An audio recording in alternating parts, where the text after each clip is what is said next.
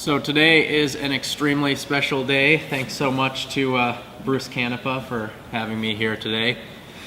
Got not one, but two McLaren P1s. So I'm sure that most of you are familiar, but in case you're not, this is a normal P1. It's got a twin turbo 3.8 liter V8.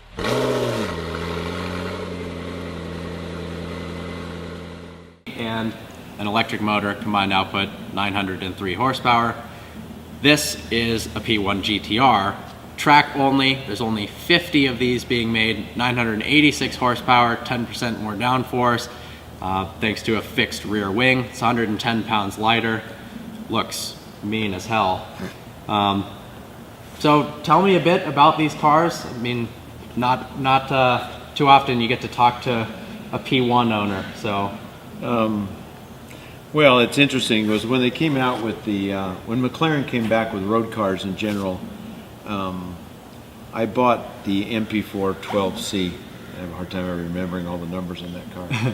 But it was really a great car to drive. I actually put quite a few miles on my car. I special ordered it, you know, all black, not metallic, just black with red leather, and so it was very subtle looking, but it was more than anything, it was just a good driving car. It was this great road car, comfortable, good visibility, great performance, good fuel mileage. I mean, everything about it was pretty cool.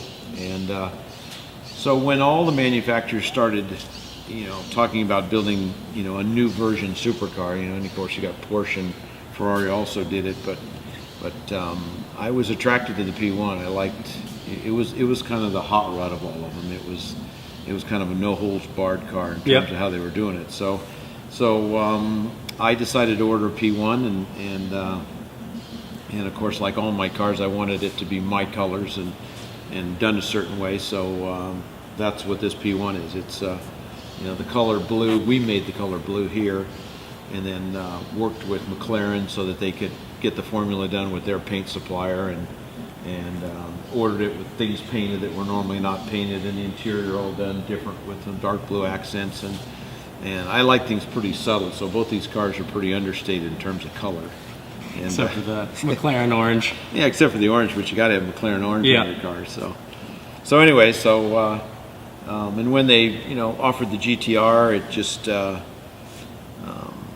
it's cool looking, number one, and I haven't driven it yet, but I'm sure it's going to be fun to drive, and I just thought I'd get one of those too. And so how does this drive compared to your 12C? Well, does it ride comfortably? It rides comfortably. It's not the everyday road car a 12C is. Yeah.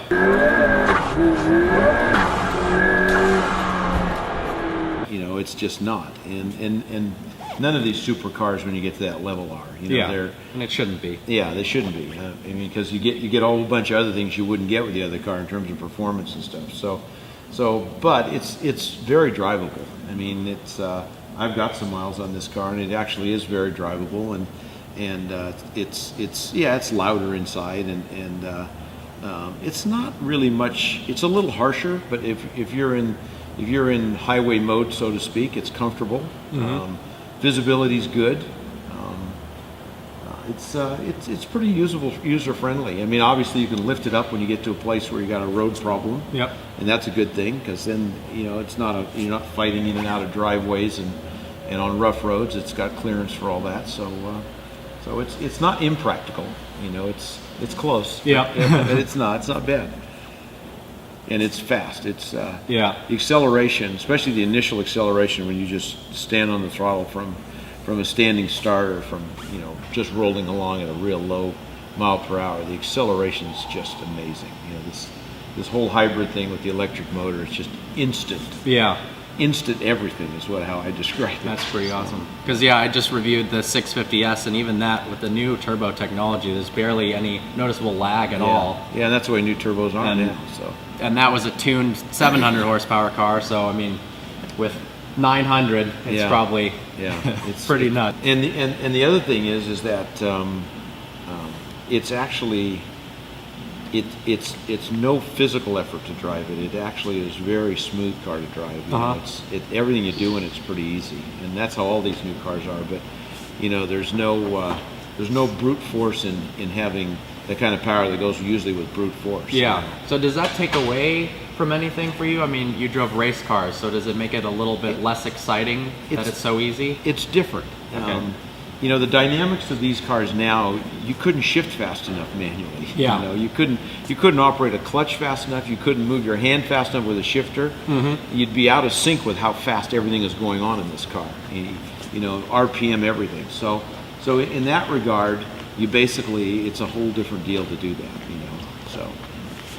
All right. So this is apparently the only P1 GTR in the United States right now. So congratulations on that. That's pretty cool. So how does, I know for one, you have to own a P1 to be able to get a P1 GTR. What's the process for, I mean, you said the seats are molded to you. What's the whole? Well, and that's about the only thing. I mean, the seats, they get all your measurements to make the seat. And so it fits you, which is great, which is pretty typical of race cars in general now. So.